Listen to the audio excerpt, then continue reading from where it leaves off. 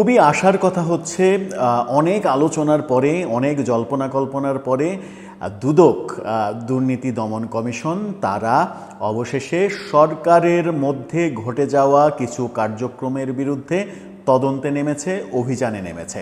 এর চাইতে আশার খবর আর হতে পারে না। এক অর্থে বলা যায় যে সরকারের বিরুদ্ধেই এক ধরনের অভিযান। সরকারের মধ্যে যে ঘটনাগুলো ঘটেছে সেই ঘটনাগুলো তদন্ত করে সেখান থেকে যে দোষ ত্রুটি খুঁজে পাওয়া যাবে সেই মোতাবেক দুদক যদি সত্যিই ব্যবস্থা নিতে পারে তাহলে বলা যায় যে ডক্টর ইউনূস সরকারের যত সমালোচনা সেই সমালোচনাগুলো ধুয়ে মুছে একেবারে পরিষ্কার হয়ে যাবে। সত্যিই কি দুদক সেই কাজটা করতে পারবে? সেই আলোচনাটাই করবে এই ভিডিওতে। থাকবেন পলিটিক্স টিভির নিয়মিত আয়োজনে।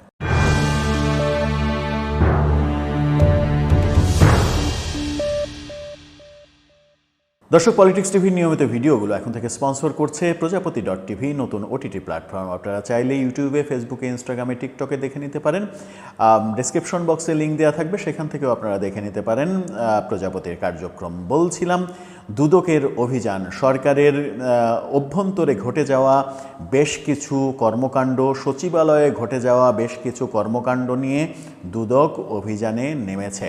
খুব পরিষ্কার করে যদি বলা যায় তাহলে বলতে হয় যে আসিফ মাহমুদ সজীব ভুঁইয়া, ক্রীড়া উপদেষ্টা, স্থানীয় সরকার উপদেষ্টা, তিনি তার যে এপিএস মোয়াজ্জেম তার বিরুদ্ধে, স্বাস্থ্য উপদেষ্টা নূরজাহান বেগম, তার যে পিও ফারাবি এবং এনসিপির যিনি নেতা সালাউদ্দিন তানভীর, দরবেশ আকৃতির যে নেতা, এই তিনজনের বিরুদ্ধে দুদক অভিযানে নেমেছে যে তারা কি দুর্নীতি করেছে, সরকারের টাকা কোথায় থেকে তারা মেরেছে। আর দুদক যদি সত্যি এই কাজটা করতে পারে তাহলে একটা দারুণ কাজ হবে। ডক্টর ইউনূস সরকারের সমালোচনা যারা করেন তারাও ডক্টর ইউনূস সরকারকে নিশ্চয়ই প্রশংসা করবে। কিন্তু দুদকের এই কাজটা কি আদৌ সফল হবে, কিংবা সফল হতে দেয়া হবে, নাকি এই কার্যক্রমটা শুধুমাত্র এক ধরনের আই ওয়াশ করা, সেই সন্দেহ কিন্তু থেকেই যায়। সেই সন্দেহ থেকে উতরে যাওয়াটা খুব কঠিন। দুদক কি অভিযানে যাচ্ছে?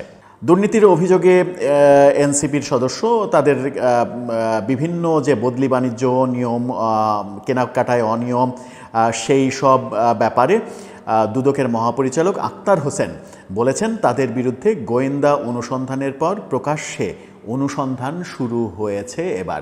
অর্থাৎ দুদক মাঠে নেমে পড়েছে সেই অনুসন্ধানগুলো করতে।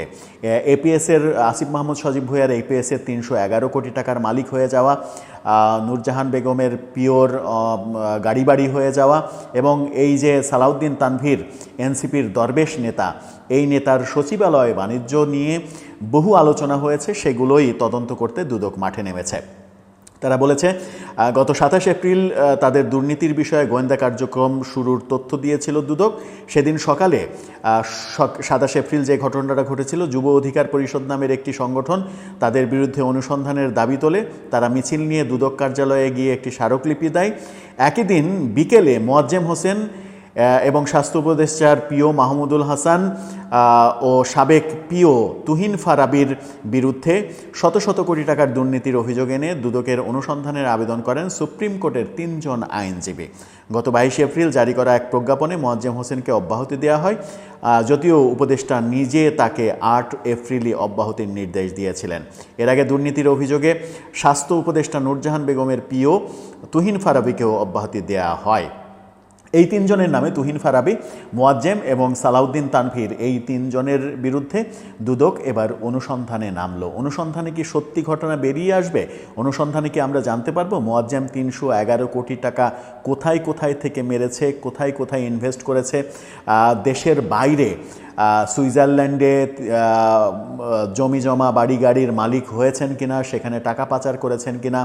এই যে সালাউদ্দিন তানভীর দরবেশ সেজে সচিবালয়ে 2 নাম্বারি করে যে সকল ডিসি বদলি, ডিসি নিয়োগ, বাণিজ্য, সরকারি বিভিন্ন জায়গা থেকে বিভিন্ন কমিশন বাণিজ্য, এমনকি পাঠ্যপুস্তক বোর্ড থেকে কমিশন বাণিজ্য, যে পাঠ্যপুস্তক বোর্ড এবার এপ্রিলের শেষে এসে বাচ্চাদের হাতে বই দিতে নিতে পেরেছে, সেই বইয়ের কাগজের কমিশন পর্যন্ত এই সালাউদ্দিন তানভীর খেয়েছে, এই অভিযোগ রয়েছে।